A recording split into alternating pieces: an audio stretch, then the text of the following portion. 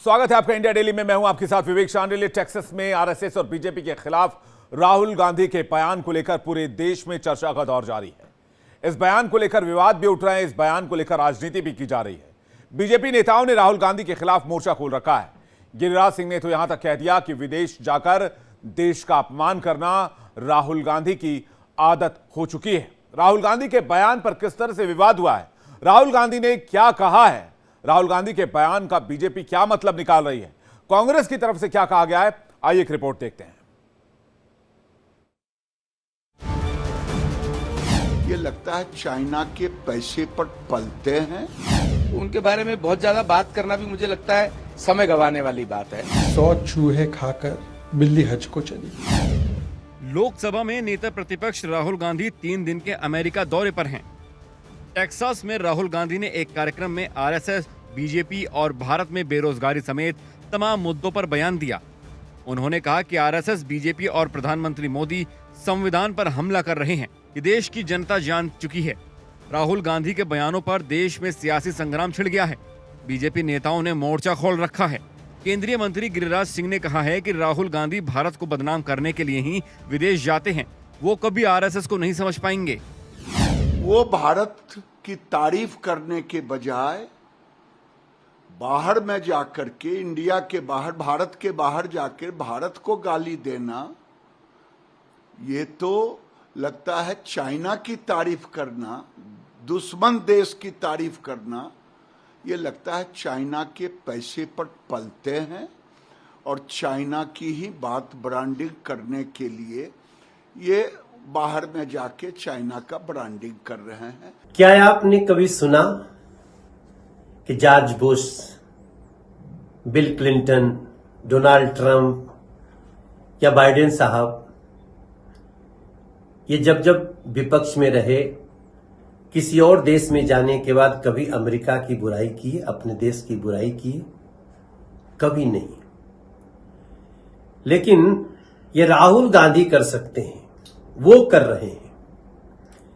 राहुल गांधी बिना जाने देश के प्रधानमंत्री और आरएसएस को बिना जाने झूठ बरे जा रहे हैं, बोले जा रहे हैं। राहुल गांधी ने भारत में बेरोजगारी का मुद्दा उठाया और कहा कि भारत, अमेरिका और पश्चिमी देश बेरोजगारी की गंभीर समस्या से जूझ रहे हैं, लेकिन चीन में ऐसा नहीं है। उन्होंने कहा कि चीन वैश्विक उत्पादन पर हावी हो रहा है। भारत ने उत्पादन का विचार छोड़ दिया है और इसे चीन को सौंप दिया है। इस मुद्दे पर भी बीजेपी ने राहुल गांधी को चौतरफा घेर लिया। बीजेपी का कहना है कि राहुल गांधी चीन को लेकर बहुत उत्सुक हैं। उन्हें विदेश में जाकर देश का अपमान करने की आदत है। वो तो पार्लियामेंट के अंदर बैठ के भी कुछ भी बोलना शुरू कर देते हैं। खटाखट खटाखट खटाखट, ये पार्लियामेंट्री लैंग्वेज है। राहुल गांधी जी आज कांग्रेस के नेता, इतने बड़े नेता होने के बावजूद भी उनके अंदर ये समझ नहीं आई कि कौन सी चीज कहां पर बोलनी है। तो उनके बारे में बहुत ज्यादा बात करना भी मुझे लगता है समय गंवाने वाली बात है। वो क्या बोलते हैं उनकी मानसिकता है, क्योंकि भारतीय संस्कृति इतनी रिच संस्कृति होने के बावजूद उनको छू भर भी नहीं गई है। The world is aware of a 17% youth unemployment rate in China as of August 2024. So the question is it because of his MOU with the Communist Party of China that he always bats for China and does not bat for India? Rahul does not stop here. He attacks the Indian legal system just because he's out on bail. ये पहली बार नहीं है जब राहुल गांधी ने विदेश जाकर BJP, RSS पर हमला बोला हो। इससे पहले भी वो इस तरह के बयान दे चुके हैं। उन्होंने कहा कि बीजेपी का डर समाप्त हो गया है, ये भारत के लोगों की उपलब्धि है। राहुल गांधी के बयान पर बीजेपी प्रवक्ता शहजाद पूनावाला ने कहा कि कहावत है, 100 चूहे खाकर बिल्ली हज को चली। जिन्होंने देश में इमरजेंसी लगाई वो संविधान बचाने की बात करते हैं। जब राहुल गांधी इस प्रकार की बातें करते हैं तो लगता है कि 100 चूहे खाकर बिल्ली हज को चली। ये एक मुहावरा है, इसको रियलिटी में ना ले। Rahul Gandhi ji idea of India पे बोलेंगे, जिनकी पार्टी ने इमरजेंसी के दौरान कहा कि Indira is India and India is Indira, और आज तक उसका खंडन नहीं किया है, वो आइडिया ऑफ इंडिया समझा रहे हैं। पहले इसका खंडन कीजिए। दूसरी बात, संविधान के विषय में वो लोग बोल रहे हैं जिनके डीएनए में इमरजेंसी लगाना है, जिनके डीएनए में प्रियम्बल चेंज करना है, जिनके डीएनए में संवैधानिक अधिकारों और संस्थाओं को कुचलना है। अगर उनको अपने देश में ही सारी बुराइयां दिखती हैं और दूसरे देशों में उन्हें लगता है कि सब बहुत अच्छा चल रहा है और विदेश में जाकर जिस तरीके से भारत की बुराई करने की एक आदत राहुल जी की बन गई है, ये कहीं ना कहीं गलत राजनीति की परंपरा की शुरुआत है। राहुल गांधी के बयानों पर इंडिया ओवरसीज कांग्रेस के अध्यक्ष सैम पित्रोदा ने कहा कि राहुल गांधी पप्पू नहीं है, वो पढ़े लिखे हैं और किसी भी मुद्दे पर गहरी सोच रखने वाले स्ट्रेटेजिस्ट हैं। दूसरी तरफ बीजेपी सवाल पूछ रही है कि राहुल गांधी विदेश जाकर अपनी सरकार और अपने देश के खिलाफ क्यों बोलते हैं और बार बार चीन की तारीफ क्यों करते हैं।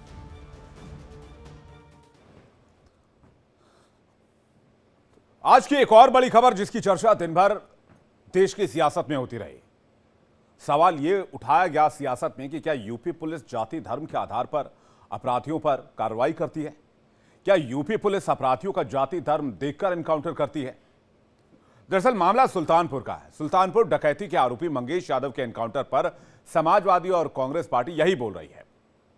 वहीं सीएम योगी ने समाजवादी पार्टी और कांग्रेस के आरोप का क्या जवाब दिया है, आइए देखते हैं एक और एक्सक्लूसिव रिपोर्ट।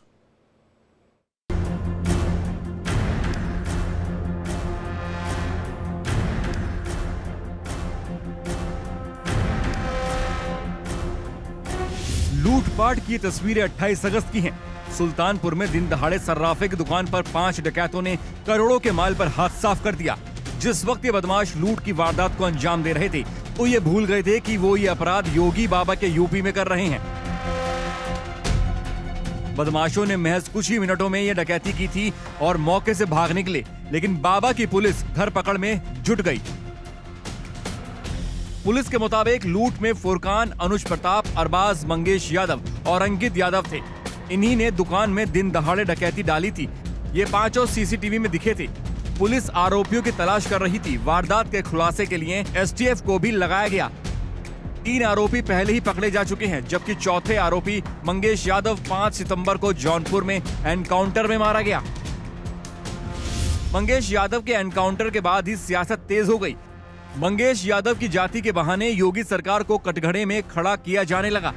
अखिलेश यादव ने एक्स पर लिखा, लगता है सुल्तानपुर की डकैती में शामिल लोगों से सत्ता पक्ष का गहरा संपर्क था, इसीलिए तो नकली एनकाउंटर से पहले मुख्य आरोपी से संपर्क साधकर सरेंडर करा दिया गया और अन्य लोगों के पैरों पर सिर्फ दिखावटी गोली मारी गई और जात देखकर जान ली गई। अखिलेश यादव के आरोपों पर सीएम योगी ने पलटवार करते हुए कहा है कि कुछ लोगों को सिर्फ जाति ही दिखती है।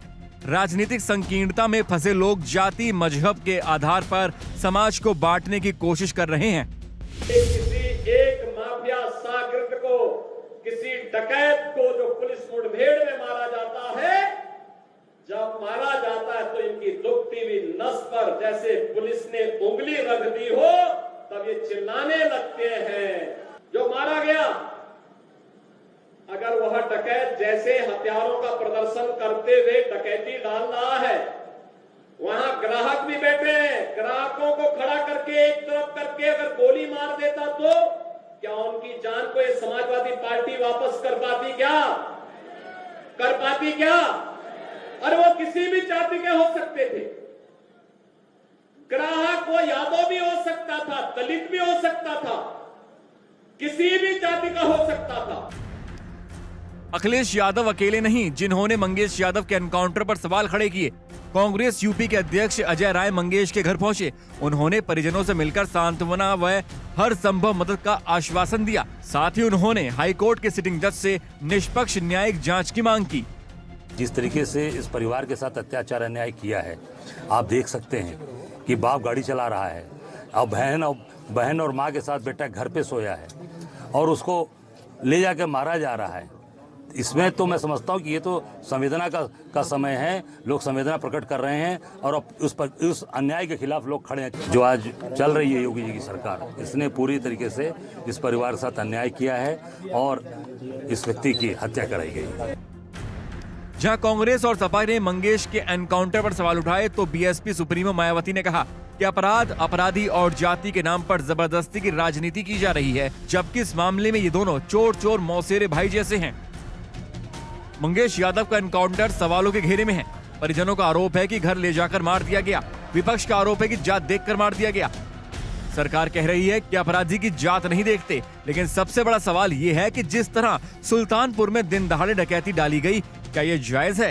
एनकाउंटर के पीछे क्या हकीकत है, ये जांच का विषय है, लेकिन पुलिस जाति विशेष को देखकर मारती है। इस तरह के बयान देकर राजनीति करना सही नहीं है। Bureau report, India daily. बात एक और बड़ी खबर की करते हैं। जम्मू कश्मीर में चुनावी सरगर्मियां इन दिनों काफी तेज है। चुनावी माहौल के बीच एक दूसरे पर वार पलटवार का दौर भी है सियासी पार्टियों के बीच। और इसी दौरान रक्षा मंत्री राजनाथ सिंह ने रामबन में पीओके को लेकर कुछ ऐसा कह दिया जिसके बाद सियासत एक बार फिर से गर्म हो गई। राजनाथ सिंह ने साफ साफ कह दिया कि पीओके में रहने वाले लोगों को भारत हमेशा अपना समझता है और उन्हें भारत में शामिल हो जाना चाहिए। अब राजनाथ सिंह के इस बयान के बाद घाटी की सियासत और दिल्ली तक सियासत, दोनों जगह सियासत गर्म हो गई। राजनाथ सिंह के बयान के हर एंगल से मायने तलाशे जा रहे हैं। राजनाथ की दहाड़, पाकिस्तान पर करारा प्रहार। पीओके वाला प्लान, अब तैयार हो गया हिंदुस्तान। बयान के मायने, भारत में मिलने वाला है पीओके। तो क्या हिंदुस्तानियों को पीओके को लेकर जल्द ही गुड न्यूज मिलने वाली है? क्या भारत ने अब पीओके पर आखिरी अभियान छेड़ दिया है? क्या पाकिस्तान के खिलाफ भारत सबसे बड़ा प्लान करने की तैयारी में आने वाला है? क्या जम्मू कश्मीर से धारा 370 हटाने के बाद अब मोदी सरकार की नजर पीओके पर है? रक्षा मंत्री राजनाथ सिंह के बयान के बाद पीओके को लेकर चर्चा तेज हो गई है।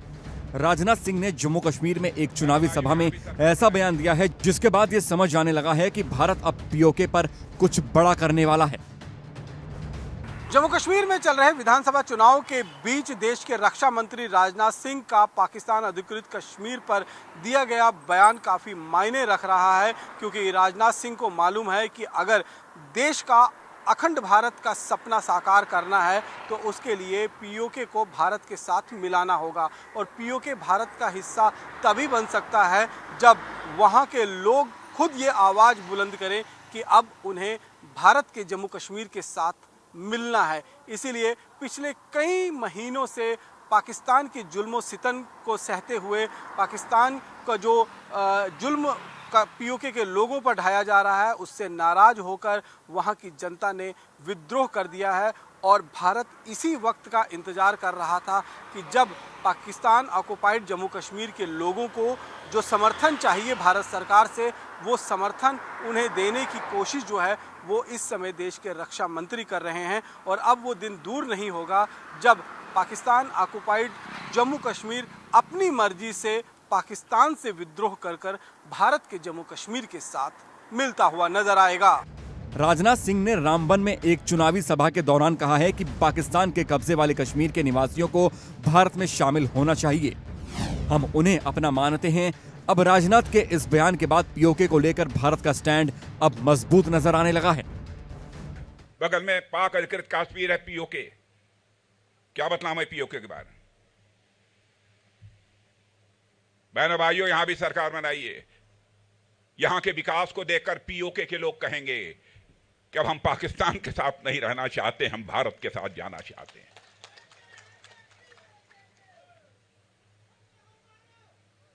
और मैं आपको यह जानकारी देना चाहता हूं, अभी हाल में ही एक हलफनामा कोर्ट में देते हुए वहां के एडिशनल सॉलिसिटर जनरल ने यह कहा कि पीओके ये फॉरेन लैंड है। मैं पीओके के लोगों से कहना चाहता हूं, पाकिस्तान के लोग आपको फॉरेनर मानते हैं, आपको विदेशी मानते हैं, लेकिन भारत के लोग आपको विदेशी नहीं मानते हैं। पीओके के लोगों को हम अपना मानते हैं। आइए हमारे साथ आइए। अब पीओके को लेकर राजनाथ सिंह के बयान के बाद पीओके को लेकर चर्चा तेज हो गई है। सवाल यह भी है कि आखिर राजनाथ सिंह का यह बयान यूं ही नहीं आया। राजनाथ ने यह बयान क्या चुनावी माहौल में दिया या फिर मोदी सरकार अब पीओके को लेकर कोई बड़ा कदम उठाने वाली है? यहाँ रूल ऑफ लॉ है, वहाँ कोई रूल ऑफ लॉ है ही नहीं।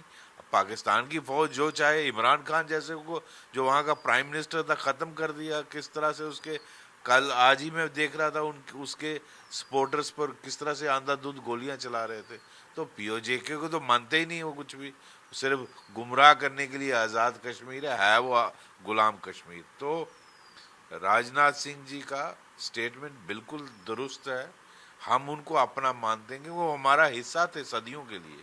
पिछले 75 सालों से इलादा हुए ना, पहले वो सदियों से हमारा हिस्सा थे। और वो लोग बहुत अच्छे लोग हैं हमारा, जिस तरह हम जम्मू में, कश्मीर में, लद्दाख में लोग हैं, उन्हीं हमारा भाईचारा था, हमारी रिश्तेदारी थी, हमारे वहाँ आना जाना था, ट्रेड चलता था, सब कुछ चलता था।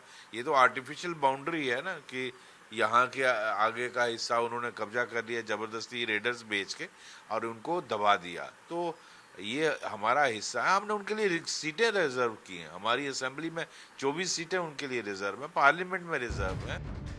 पीओके बीजेपी का एजेंडा है। 370 के बाद बीजेपी लगातार पीओके को लेकर पाकिस्तान पर हमलावर रहती है। ऐसे में राजनाथ सिंह के हालिया बयान ने पीओके पर हिंदुस्तान के दावे को और मजबूत कर दिया है। अरे पार्लियामेंट के अंदर होम मिनिस्टर साहब ने, अमित शाह जी ने कहा था कि पाकिस्तान ऑक्युपाइड जम्मू कश्मीर भारत का अभिन्न अंग है। और वही बात राजनाथ सिंह जी भी कह रहे हैं कि पाकिस्तान ऑक्युपाइड जम्मू कश्मीर का अभिन्न अंग है, और वहाँ के लोग तो खुद चाहते हैं। तो समय की बात है, और मुझे लगता है समय ठीक है कि जो कि वहाँ के लोग खुद वहाँ बगावत करके खड़े कि हमको वहाँ रहना नहीं। को वहाँ के लोगों ने देख लिया कैसे हालात है वहाँ पे, पाकिस्तान में किस प्रकार दुर्दशा है, और हिंदुस्तान के जो कश्मीरी हैं, यहाँ के जो जम्मू कश्मीर के रहने वाले हैं, बशिंदे हैं, वो किस प्रकार से खुशहाल हैं। वो जब देखते हैं तो उनको लगता है कि हमको भारत के साथ जाना चाहिए। कश्मीर में 10 सालों के बाद विधानसभा के चुनाव हो रहे हैं। बीजेपी अकेले दम पर चुनाव लड़ रही है और 370 हटने के बाद जम्मू कश्मीर में पहली बार चुनाव हो रहा है। इसीलिए इस बार का चुनाव काफी अहम माना जा रहा है। कांग्रेस भी राजनाथ सिंह के बयान को महज चुनावी स्टंट बता रही है। कांग्रेस ने बीजेपी पर लोगों को गुमराह करने का आरोप लगाया। पीओके को लेकर आपको लगता नहीं कि जो वादे किए जा रहे हैं उनको पूरा किया जा सकता है? अब ये मैंडेट इनके पास है, ये पूरा करे। हम देश इनके साथ है। जब देश की बात आएगी तो देश, चाहे हम विपक्ष की भूमिका रखें, लेकिन देश के साथ है। देश सुप्रीम है। हमारा इलाका उनके कब्जे में, तो 10 साल हो गए इनको सरकार में चुनाए हुए। बातें तो बड़ी करते थे। तो आज सिर्फ भाषणों की ज़रूरत नहीं है। ड्रोन के अटैक जम्मू कश्मीर में हो रहे हैं, ड्रोन के ज़रिए हथियार आ रहे हैं। हमारे नौजवानों को नशे की तस्करी में धकेलने वाले जो लोग हैं, हीरोइन की तस्करी यहाँ पे पकड़ी जा रही है। नशे में चिट्टा जगह जगह में हो रहा है। अब तो सरकारें इनकी हैं। कहाँ से आ रहा है? अगर विदेश से आ रहा है तो पाकिस्तान को जो आंखों से आके बात करते थे, ललकारते थे, एक सिर के बदले 10 सिर लेंगे, तो यहाँ पे सिलेक्टिव किलिंग, टारगेटिंग किलिंग, फौजियों की शहादत जब तीसरी बार सरकार बनी, सिलसिला जारी है। पीओके को लेकर भारत का स्टैंड शुरू से ही साफ रहा है कि वो हमेशा पीओके पर दावेदारी ठोकता रहा है। लेकिन अब तक पाकिस्तान की तरफ से जारी हलफनामे में पीओके के बाशिंदों को विदेशी बताया गया है। तब से भारत को एक और मजबूत दावा मिल गया। जम्मू कश्मीर का चुनाव और विवादों का चोली दामन का साथ है। पहले जम्मू कश्मीर के चुनाव में धारा 370 को हटाए जाने के नारे लगाए जाते थे, लेकिन अब जब भारत सरकार ने जम्मू कश्मीर से धारा 370 हटा दिया है और करीबन 10 साल के बाद जम्मू कश्मीर के अंदर विधानसभा के चुनाव हो रहे हैं, तो ऐसे में जहां एक तरफ डेवलपमेंट, यहाँ पर की गई उन्नति का ढोल तो बजाया ही जा रहा है, लेकिन कहीं ना कहीं पीओके के मुद्दे को भी उछालकर भारतीय जनता पार्टी यहाँ पर ध्रुवीकरण करने की कोशिश कर रही है। क्योंकि लगातार जिस तरीके का सपना देश की जनता को अखंड भारत के रूप में दिखाया गया है, वो सपने को साकार करने के लिए अब पाकिस्तान ऑक्युपाइड जम्मू कश्मीर को भारत में मिलाना होगा। और इसी कोशिश में अब इस बार का जो चुनावी मुद्दा है वो कहीं ना कहीं पीओके के इर्द गिर्द घूम रहा है। और लोगों को उम्मीद है कि जिस तरीके से भारत सरकार ने धारा 370 के चुनावी वादे को पूरा किया है, आने वाले दिनों में ये देखा जा सकेगा कि भारत सरकार पीओके को भी जम्मू कश्मीर का हिस्सा बनाएगा और भारत, अखंड भारत का जो सपना देख रहा है, उसे पूरा हो सकेगा। भारत की नजर पीओके और वहां के बाशिंदों पर रहती है। पाकिस्तान खुद बदहाली और कंगाली से जूझ रहा है। ऐसे में पीओके में रह रहे लोगों का ख्याल रखना अब पाकिस्तान के लिए आसान नहीं हो रहा है। पीओके के लोग भी पक्षपात करने का आरोप लगा रहे हैं। ऐसे में पीओके पर भारत की दावेदारी अब और मजबूत होती जा रही है। Bureau report, India daily. पाक ऑक्युपाइड कश्मीर यानी कि पीओके। क्या है पीओके का इतिहास? भारत से कब तक पीओके लगा हुआ था? पीओके पर भारत का दावा क्या कहता है?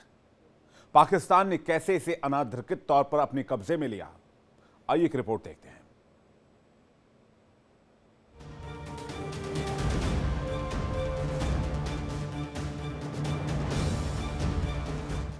पंद्रह अगस्त 1947 को आजादी के साथ साथ अंग्रेजों ने हमें बंटवारा भी दिया।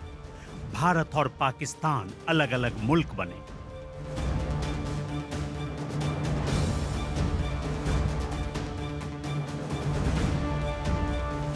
उस समय भारत 500 से ज्यादा छोटी बड़ी रियासतों में बटा था, लेकिन कुछ रियासतें थी जो भारत और पाकिस्तान में से किसी के साथ नहीं जाना चाहती थी।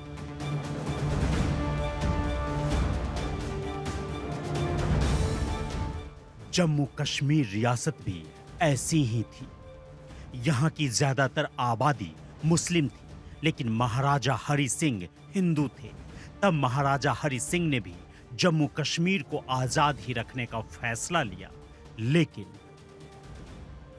स्वतंत्रता के ठीक 67 दिन बाद 22 अक्टूबर 1947 को कश्मीर को पाकिस्तान में मिलाने के इरादे से हजारों कबायलियों से भरे सैकड़ों ट्रक कश्मीर में घुस गए।